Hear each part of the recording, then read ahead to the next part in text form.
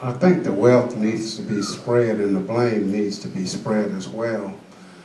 When your city officials come to you and ask for 0.5% on an increase on something to try and make your living conditions better, it's something that you need to sit down and take a look at and see if that 0.5% is going to impact that community.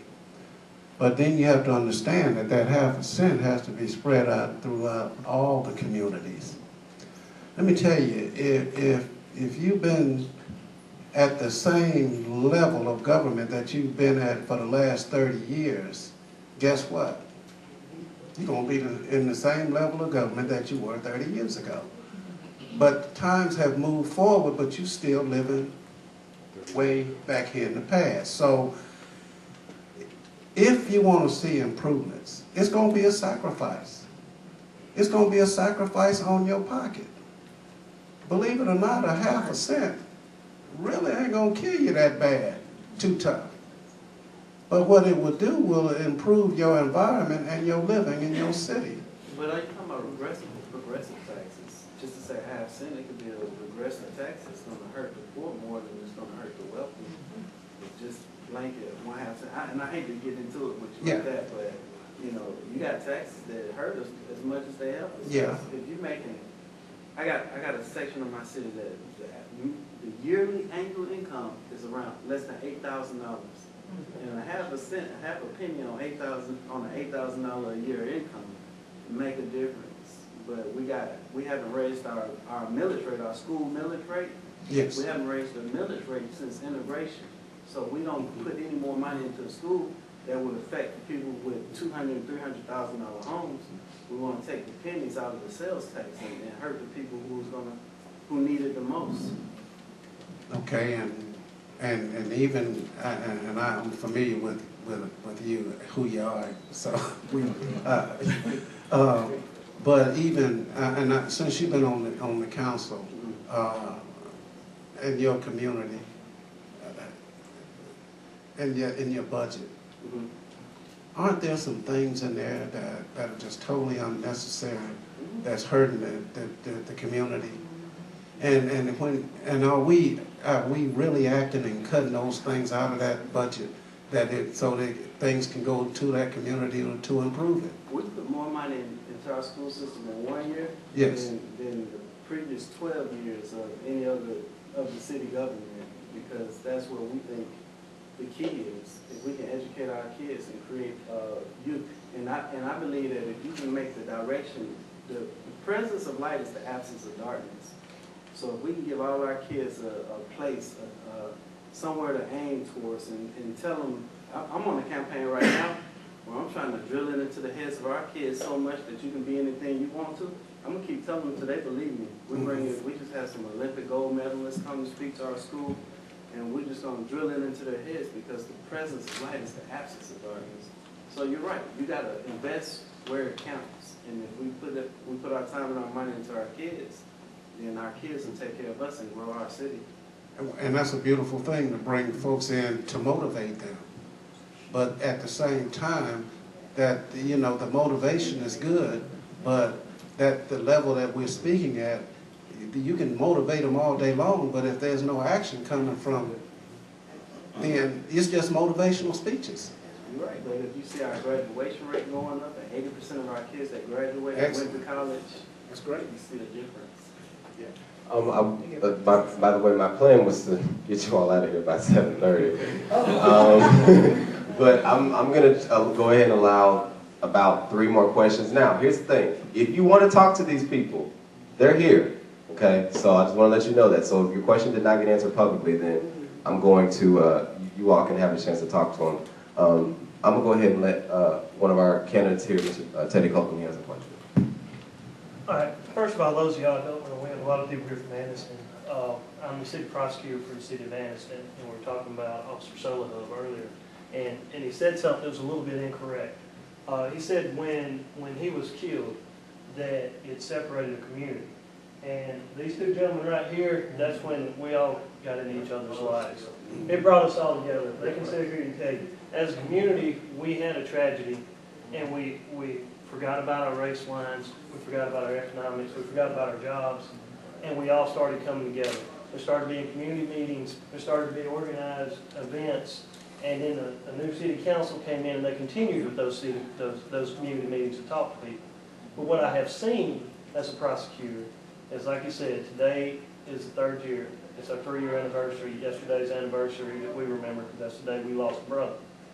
But what I have seen is people are forgetting, and that's on both sides. How do we keep the community working instead of stalling where we have now, or actually backtracking, unfortunately? How do we keep moving forward? What suggestions would you have for that? I would like to answer that quickly, and that is, you have to maintain that consensus, and I'd like, Chief Nunn, if you have that handy, to read that Martin Luther King quote again in just 1 second. You have to maintain that effort. You have to continue to make that sacrifice until you have that change, that healing that you want in place, actually where you want it to be. So you can't stop your group in your outreach that you're doing with the rest of the community. You have to continue to build that consensus and stay that effort. If you're saying that people are forgetting, you just haven't done it long enough. And so with that, I just wanted to,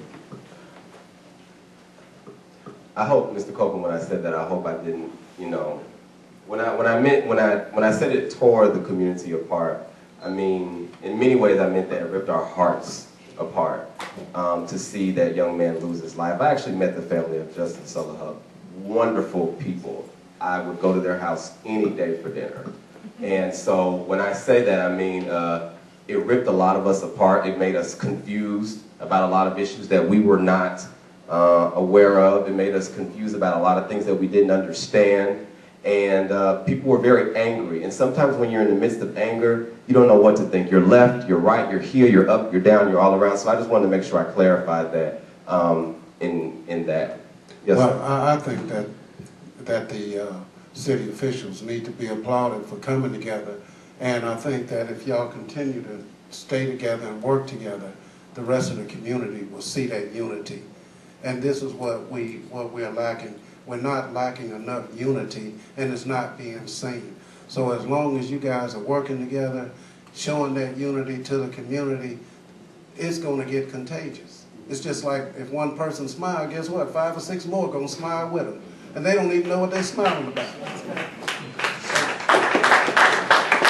And don't be afraid to broaden your focus. So take the energy that you've built now in this healing and addressing this issue, and broaden your focus beyond the consensus you have around this particular issue.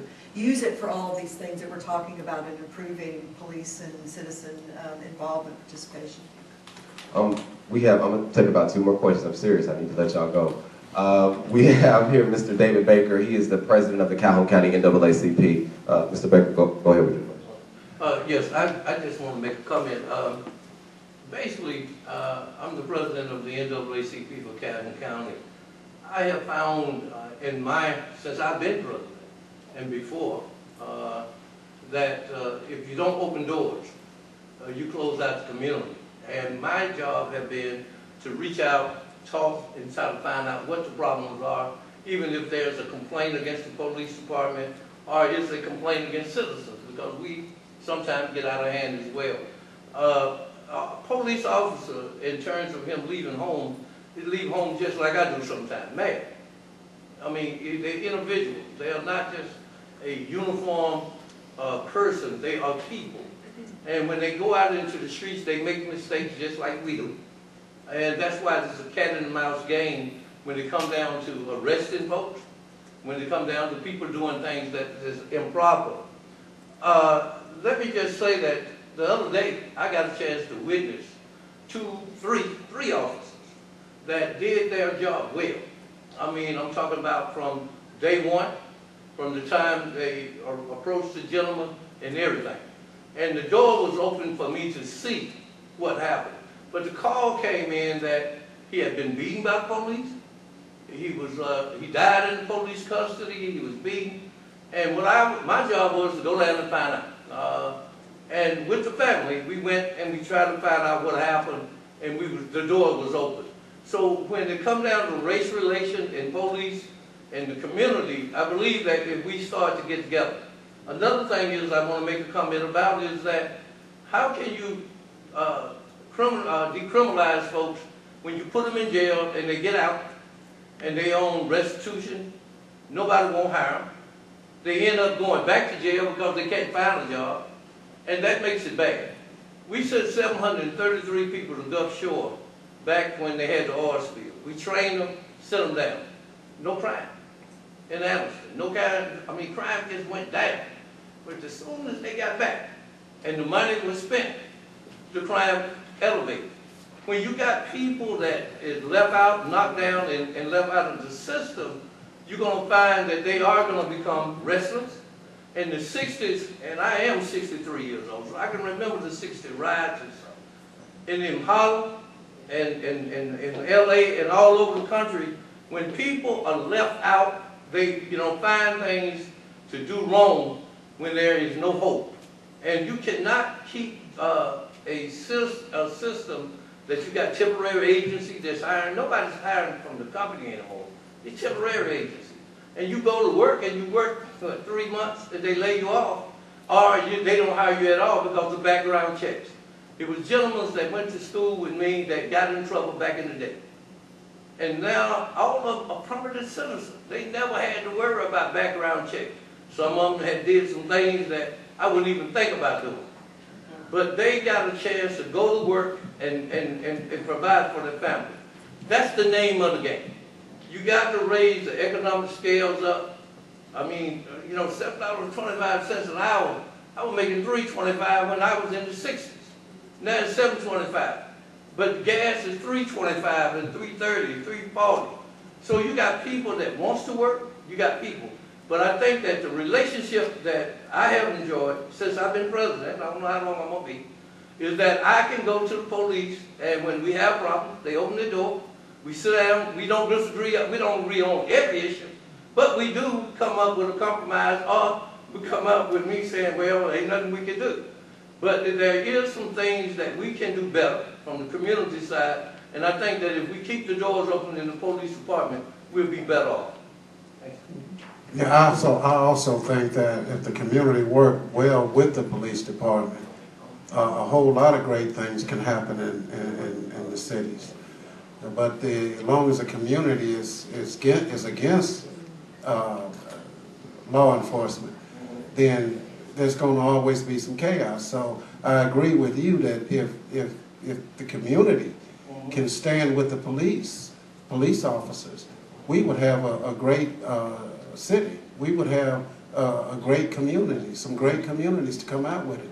And again, I say this: these police officers are going out there putting their lives on the line, just like the chief said. They're not leaving their homes just to go out to kill someone. That's not what we do. We have a question from our student body as well. Could you tell us your name and what your question is? Hello, I'm Christopher Moon. I'm a student here at JSU. That was a very simple question. I'm actually late for a second, so I'll make it quick. But you all, what struck me is you talked about the respect level for officers and young people today. But my question is, shouldn't there be a level of respect from officers to the people that they stop? Because me being a student here, I'm highly involved, I have a great GPA, and I've been stereotyped and stopped, and to me, it makes a person defensive. And they become offended when I get stopped from running a stop sign by accident, but I have 2 cop cars and 4 officers surrounding my car because I'm with my friends shining a light in my eyes. So I know we talked about how young people are cursing out officers and being disrespectful, but what does that officer do when they approach the situation to make that person come off like that? I think that's something small that could be addressed. People respond. I mean, I pay my insurance and I have my license and registration. But when you come to me and your body language is very important, and you have a very strong body language and you're talking to me like I'm a child and really I'm a young adult, it can put a young person in a very defensive mode. So if they're not a line of respect that officer should have when you approach that vehicle for whatever the case may be. Yes. when I was in the chief's office, my motto, which was on everything that we had, was serving with dignity and respect. I even told him on I believe it was the first or second day there, I said, even if you have to shoot somebody, you do it respectfully. That means that when it's over, it's over. Ms. Nunn, can you really shoot somebody respectfully? Yes, you can. Like, excuse me, sir, may I politely shoot you? No, you do what you have to do, but you don't overkill. Okay, when the situation is stopped, you know, when it's neutralized, it's over. You don't have to, when they're down, you don't have to kick them. Okay. In other words, there's no need to beat a dead horse. If Correct. it's done, the situation's done, it's done. Okay.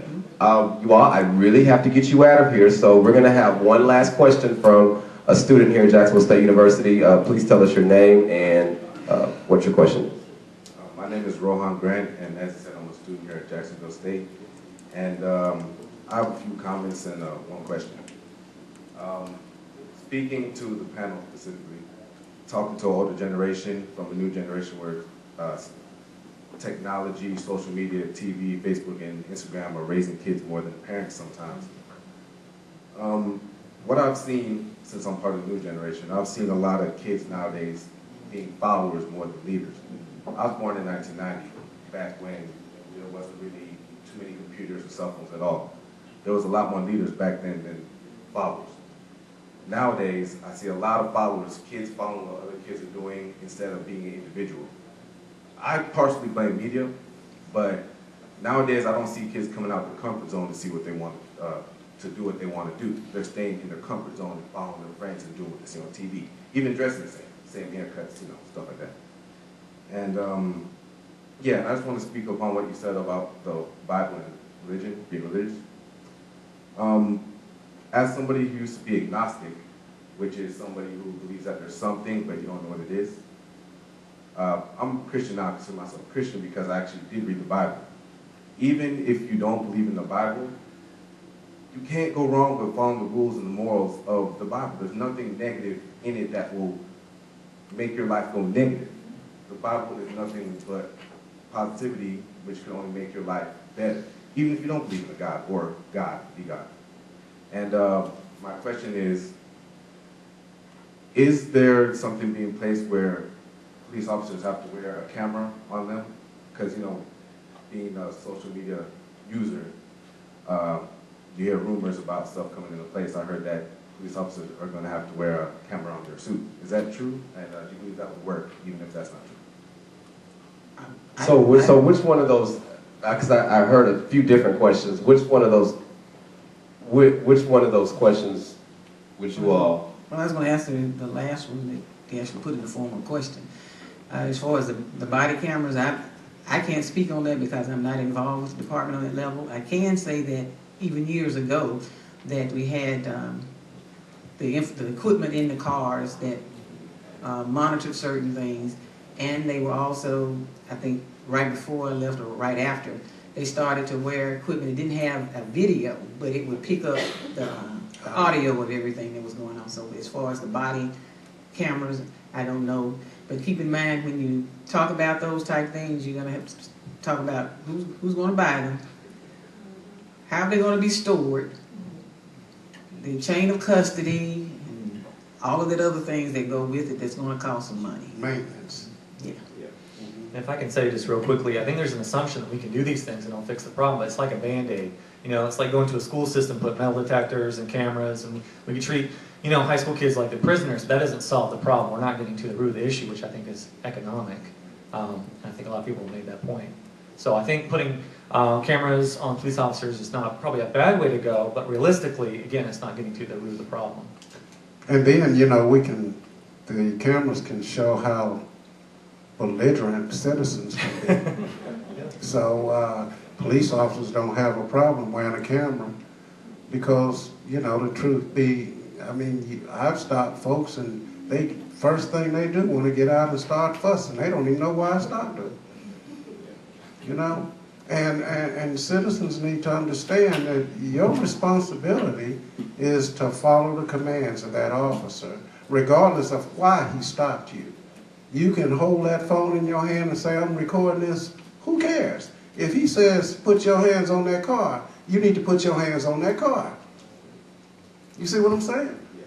That's your responsibility as a citizen. That police officer is, hopefully he's not out there to do you any harm, but now, you bring things on yourself when you take it upon yourself to say, I'm not doing nothing you say.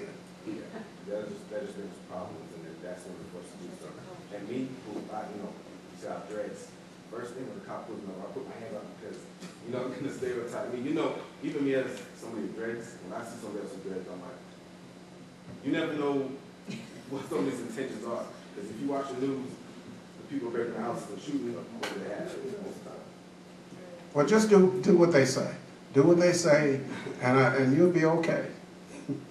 And I want to say thank you for y'all putting up with us, and especially my outspokenness about some issues. And just to conclude that this, to me, is even greater import to the idea of economics now causing all of us to engage in not just a civil rights era, a new civil rights era, but an economic rights era. That we are all in this together, we are all being fragmented on purpose, we all have to pull together, we are all being affected by the economic circumstances we're living in today, and they have got to change, and we are the only ones that are going to be able to do that. And if we don't step up and realize that, it makes me fearful for our country, really. The chief Nunn said that she had a guest with her that you needed to. There was a question that you wanted to relay. Yes, well, it was really a question that kind of involved all of their answers. I am a 39-year veteran retired teacher recently, and I heard several things mentioned about what could we do to change and the attitudes, even the one when you spoke about how children behave. And I wish the legislators or elected officials had still been here, because I heard, you bring in different ones to speak to them. We're dealing with children today that are not only dealing with the emotional issues, but there are medical issues. And no one is seeing the need to put the staffing nor the money where it needs to be. We actually spend more on prisoners than we do on the children. You bring in people to teach children who are not trained to teach children. So therefore, you're going to have some problems. Children are not being taught. They've taken out so many people who are not educators are telling us what we need to do, and they are not coming to talk to me about what I've been trained to do and what I know is right to do. Some things are not age appropriate for children. I was early childhood. So when you ask me to test and I don't teach that social skill that I once had a chance to teach, then you're putting things on children that cause them to become stressed. I heard some comments about what people can do economically.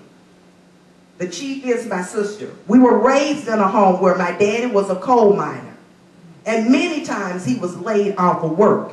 But we were taught values. We did not have a lot, but we were taught to take care of what we had and to appreciate what we had. And we moved forward with what we had. The value of education is not being instilled. The economic issue that you spoke about, across this nation, charter school movement. But behind charter school movement is a for-profit corporation who cares nothing about the children in that classroom, but the public funds that they can funnel away. And when that money is gone, those left in the classroom have to deal with the same situation with a less amount of money. So it's a multiple facet problem that we have. And with law enforcement, many of them come in to the classroom, and I taught kindergarten. They come in with a preconceived idea about law enforcement because many of them are having to deal with parents who are violent. Our children come to us with drugs in their system, Some of the children, I've even had one that was in kindergarten that had to be removed periodically and treated in the psych ward. And we're talking about a 5-year-old. Because before they got to me, many things had taken place. So it's not a one answer fix it. But I did hear some good suggestions, but we got to start young. Can I offer this a suggestion here? Mr. Nunn, I mean, not Mr. Nunn, Mr. Moore, I would love to let you, but I really must let you all go. We have stayed way past the time I was supposed to let you all stay here. I almost felt like one of those city council meetings, didn't it? Or, thank you all so much for participating in this forum, and you all have a great night. Be blessed. Thank you for coming.